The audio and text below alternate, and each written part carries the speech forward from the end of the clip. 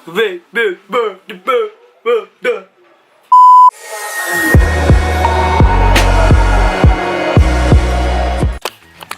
guys, what's up and welcome back to my YouTube channel. It's Alan Johnny Garsuta. You can call me AJ for short.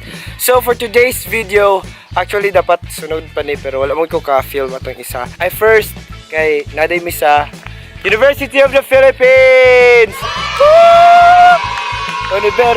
Universidad ng Pilipinas. Oh, Universidad ng Pilipinas.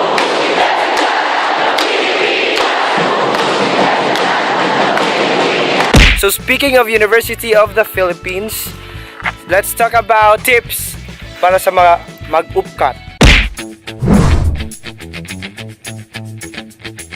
UPCAT ba na UPCAT? Ambot basta UPCAT or UPCAT. So we're gonna film about tips for UPCAT something, UPCAT application of UPCAT exam wala lagi mo to. We are going to find our UP friends, UP PIPS, to ask questions about the tips para makapasa diri sa UP. So we're gonna get back to you guys if na may makita na UP PIPS. So bye. Hi, man. Few inches later. Wala pa Japon sila guys. We're still waiting for them kasi may laro kami ngayon. Maglalaro kami ng volleyball. Kasi volleyball is life. And nag-distraction ako ang migo.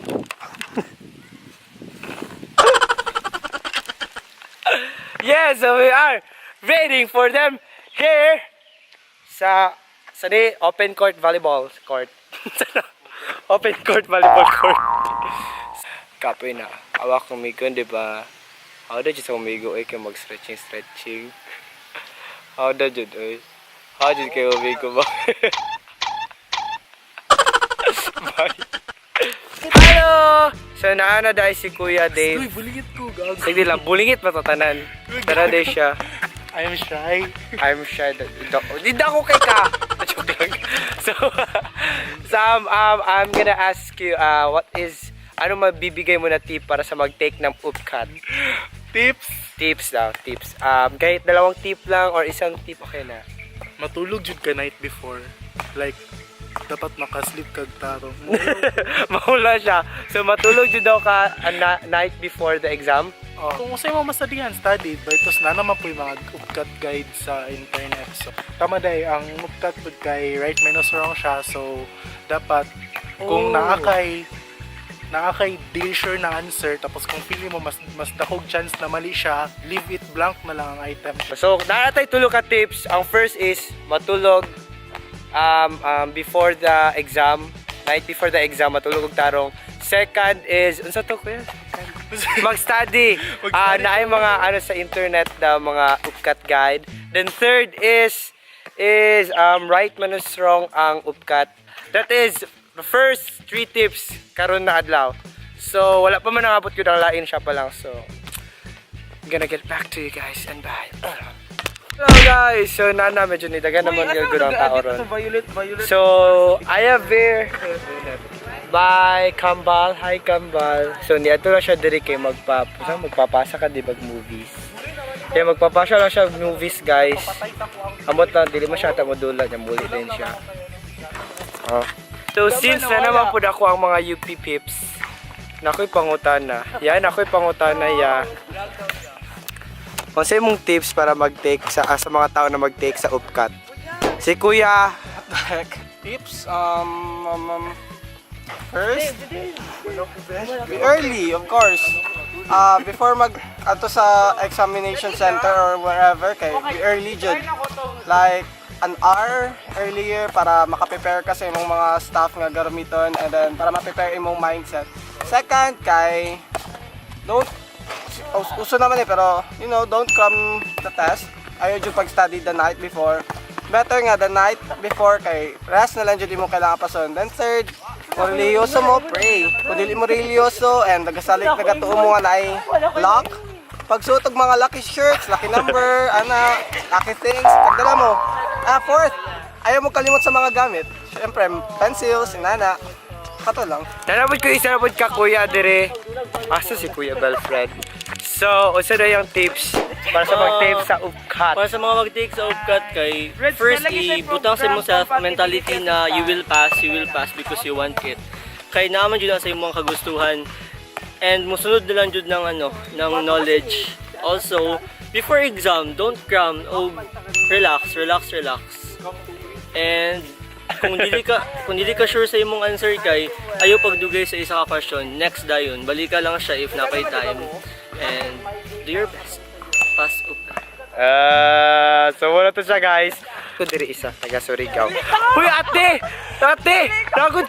Nagod kaila sa imuha sa akong classmate. Si J Lord. Hi J Lord na katanong. J Lord Reyes. Nara si Ate Nisa. Si Ate Nisa guys. Siya di ay guys. Ay alay sa Valdez ng UP din na siya guys. Ay, charot. Brief tips. Actually, itong nag-take mo ng review. Kailang nagpasa lang ako application. So, ano ito review? Tapos na sortihan. Diba? Ano siya? If it's for you talaga daw. Diba? So magdula sa big volleyball guys, bye!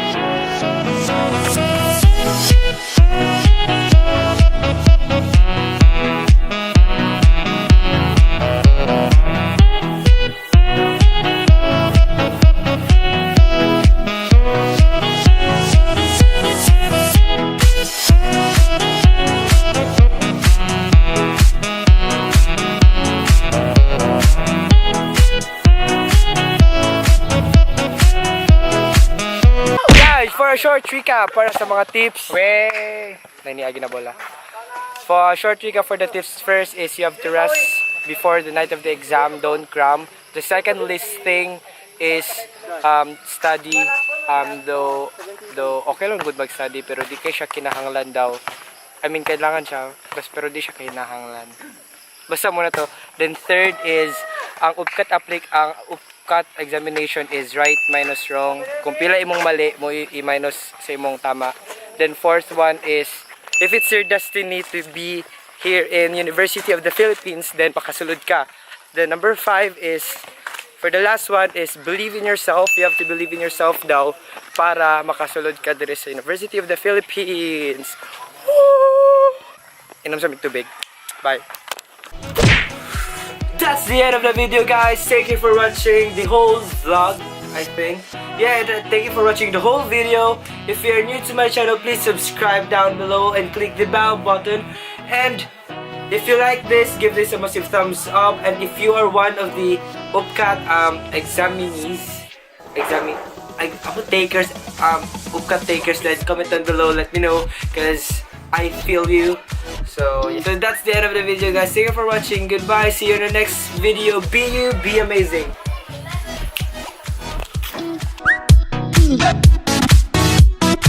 So destiny plus effort is equal to University of Mindanao plus prayer. Mindanao. Uy, makaplimot ko ba University of the Philippines dahil. Tama na. Ano mag